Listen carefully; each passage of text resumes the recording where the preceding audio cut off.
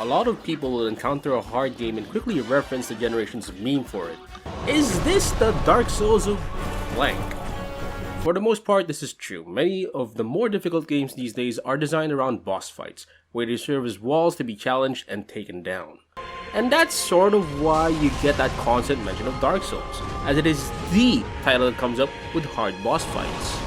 People might think the same analogy when attempting to describe Sifu. I believe that sort of analogy is a little bit off, to be honest. Yes, the bosses of Sifu does pose a sizable challenge, at least at first. They do serve as a skill and knowledge test that you must overcome.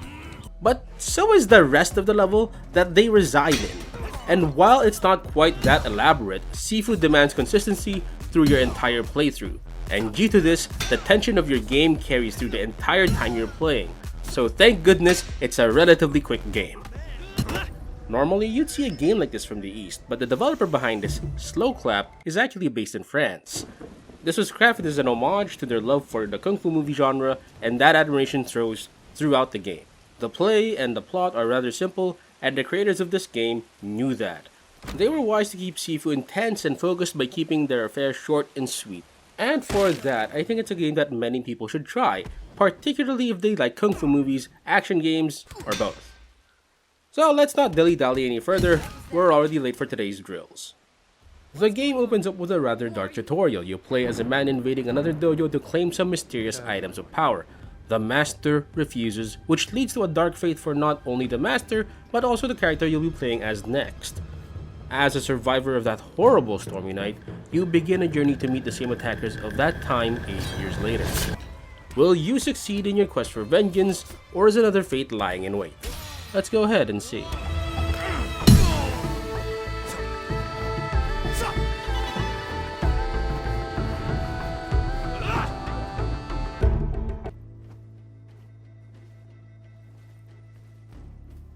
The graphics of Sifu isn't exactly groundbreaking, but aesthetic-wise I'd have to say this is very well thought out. Anything that's inanimate is rather simply rendered and textured just enough so that it expresses the world it inhabits in. Most of the time, rooms are of muted colors. It doesn't try to be much more than it needs to be, and that's useful for what the game is trying to do. You see, there's no map, nothing to check your range with, and sort of a lock-on, but not really. It's more of a marker of what you have closest to you. Even some humans look pretty well blended with the world, save for some exceptions through the game. Their goal here is to produce what could be considered as a near cinematic experience while the game is completely playable. It also makes for a seamless experience between playable sections and cutscenes. This comes with a bit of a downside as well, where the muted effects and lack of emphasis on movement and hits can make it hard to discern if you've indeed blocked, parried, or properly landed a strike. So sometimes knowing if you've done something right or wrong is hard to tell. In fact, there were many times where I found myself trying to recover from getting hit or a second or two after the fact, and that made for a frustrating experience. Imagine making this nice flow of attacks and dodges only to be suddenly interrupted when you watch your multiplier drop as you desperately try to get things back into control.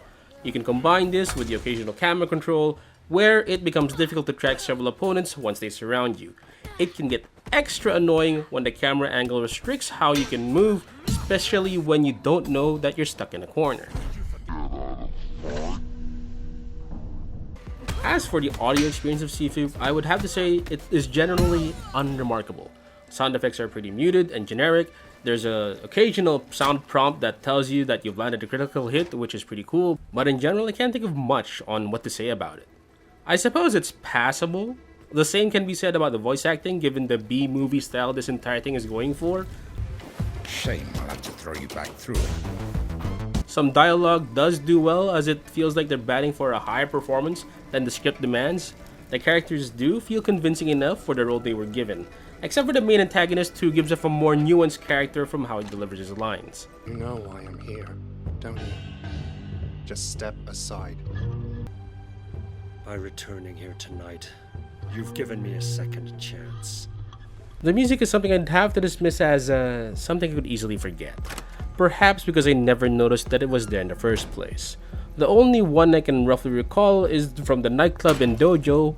Listening to the OST alone, I can't say it inspired anything out of me either. In general, I think how Sifu looks and sounds shows that it wants to focus on one type of experience, which is the seamless movement and combat.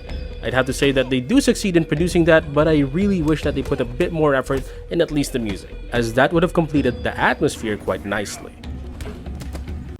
You know, I took Jeet Kune Do once. You know, the same one that Bruce Lee popularized. I wasn't really a master or anything, but I managed to stay for a month or two before school got too busy, and that kind of project just went and faded into the wind, like my hopes of going Super Saiyan. Anyway, one thing we're regularly doing was simply repeating the same punches, kicks, and routines many times in a day. Let's say we do 40 punches and kicks alternatively for 10 sets for one exercise, and this happens 3 times in a week. That means, at minimum, we do the same moves at least 1,200 times every week. And you know what Bruce Lee says about people who do that? But you don't necessarily practice doing the same move hundreds of times in Sifu. What you do is you train yourself against the many encounters you'll get across its 5 curated stages, repeating them to perfection so that you can dodge, parry, and attack flawlessly through everything they throw at you. Those 3 moves are generally your functions through the entire game. It's not really memorization that the game challenges you to do, but mastery. Being able to decide when to commit attacks or stay on the defensive, being able to tell how to respond to incoming attacks without even thinking about it. This is the true goal of Sifu. An odd choice I found is how the game doesn't allow you to manually lock onto an enemy, and just leaves it to its automatic system for you to quickly attack and switch targets as more and more enemies try to take you down simultaneously. And that does work as intended, it does not work the way I want to play. If I say wanted to chase down or focus on one opponent, this desire could be completely forgotten as soon as somebody else gets a little too close to the snapping range of my next attack. Eventually you get used to it, but thanks to its automatic systems, it feels like you're not in control, which doesn't sound like something fitting of a master. However, if there's anything you want to master in this game, it's how to defend yourself properly. Yes, you can play in a sort of Dark Souls manner, but some enemies won't let you get away with that, where the only way to get an opening is to stand your ground and parry or dodge. This game actually reminds me a lot about God Hand, a beat 'em up with similar dodging mechanics and has a lot of fun gimmicks for offense, like breaking guards. What's a bit different in Sifu though is that instead of trying to break guards, you break structure. Think of it as another life bar that acts much like posture in Sekiro. You and everyone else has it, and getting it filled means you'll be in for a world of pain, and for enemies, it means that you'll be able to land a finisher. Mastering the gameplay of Sifu weighs much more on being able to defend yourself properly to attacks. It's actually entirely possible to defeat enemies with just parrying, with enough patience that is. It's like Cuphead, where so long as you're shooting, you're going to hit your giant targets, but what's more important is that you don't get hit in return. There are other things you can do to make the fight more exciting, but generally not getting hit is already winning. While the game is pretty strict, it's not unforgiving. You can gain score multiplier as you perform well against your opponents, but they also get more aggressive. Once you get hit, your multiplier drops, and with it, the vigilance of the enemies also relaxes. Yes, this game is a lot like God Hand Part 3, I don't know how many parts there's gonna be. You even regain a bit of life for every opponent you take down, so Sifu has designed to dynamically respond to how well you're doing through the game at a moment's notice. And like a friend who's trying to get you to eat increasingly spicy food, try to keep you at the very edge of what you're capable of, tempting you to go even further. Honestly, this game's moment-to-moment gameplay is one of the most engaging I've played in a long time. I just honestly wish this allowed me to keep the XP I've grinded after finishing a stage, even after I decide to redo it. I'm honestly not sure why they would hamper your progression to the content you can find in Sifu. It represents birth and the cleansing of a darkened soul. Speaking of progression, there's 2 types of it in this title, a temporary and a permanent one. You see, it's possible for you to learn a skill like being able to catch projectiles or doing a new kind of combo, or you can have higher structure, improve how strong you are with weapons, and more. But none of that will be permanent. When you retry a stage, the progress you made in terms of experience or learned moves will be reverted to the start, and you lose all of your temporary upgrades when you start a new run. Some of them can be carried over though, given you're willing to pay the price, and that price is, well, it's not anything special, just 5 times the amount of experience that you would normally pay. 5 seems to be a magic number in this title as well. Not only are there 5 stages with bosses to match, but there's also 5 enemy types for you to fight throughout the game. I guess you can give a bit more leeway if you consider that few of them have a male and female variant, but in general their movesets and how you fight them is pretty much the same.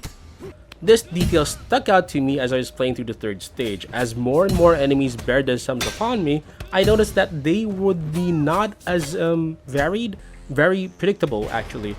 I suppose this was by design, as having to deal with too much variety would have soured my experience with the game. They did present variation in another way. Stage themes and a few gimmicks here and there. There was always something that made going through the stage a bit more interesting.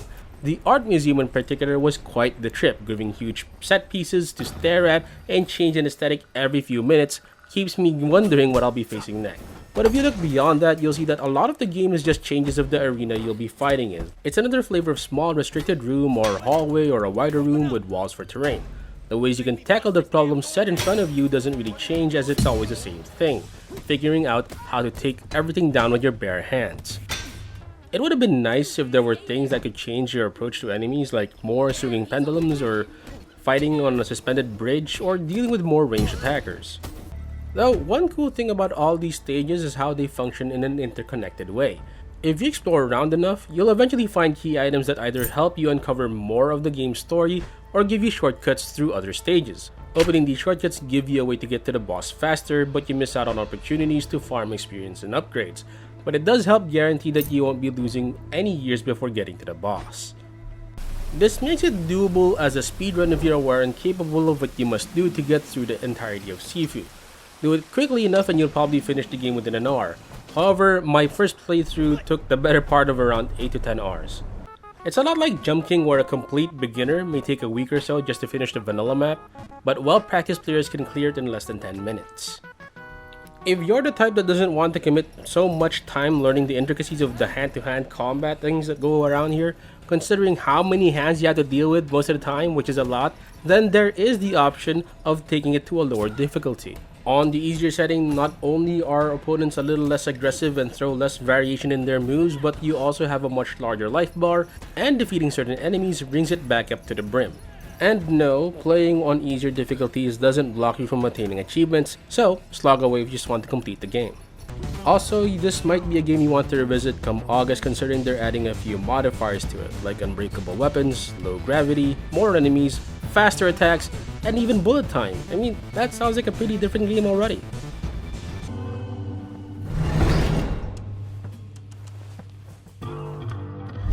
Challenging gameplay doesn't appear to pick a place when it comes to where it comes from.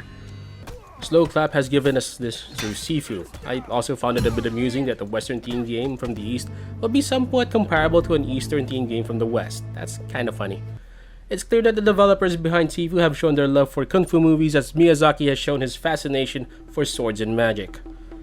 Sifu has taken me through the stages of grief and at the same time given me an eruption of satisfaction once I finally cleared the area boss. Then I tried to clear it again whilst losing less lives, and then I tried to clear it without getting taken down at all. After a while, it felt like I was being asked to pull off Daigo's Moment 37 again and again, perhaps not as intensely, but through stretches of about 10 to 20 minutes at a time. While I do have my reservations for wanting a better targeting system, wish that the camera could be better managed, and would appreciate having clearer effects to explain how the combat is going, I do believe this game wins a lot more than it loses. A simple story, tight controls in combat, and a system that entices you to do a little better each time. Sifu dares you to walk the path of a master, and it was a worthwhile journey. I recommend it to those who are looking for a concise and intense action game. Sifu gains my applause, getting a 4 out of 5. Available on PS4 and 5, and on PC through the Epic Game Store. Alright, that's it. I hope you enjoyed that review. I hope that you are willing to take the path of a master through Sifu. It's a great game. I hope you guys do pick it up. I mean, a few more features are coming in August and you might find that attractive. Anyway, that's it for now. Thank you for watching, and for other content, you'll find it on RayMaruFiles.com. You can also follow us on the social media sites, that's Facebook, Twitter, and Instagram. Right, that's it. Thank you guys. Bye-bye.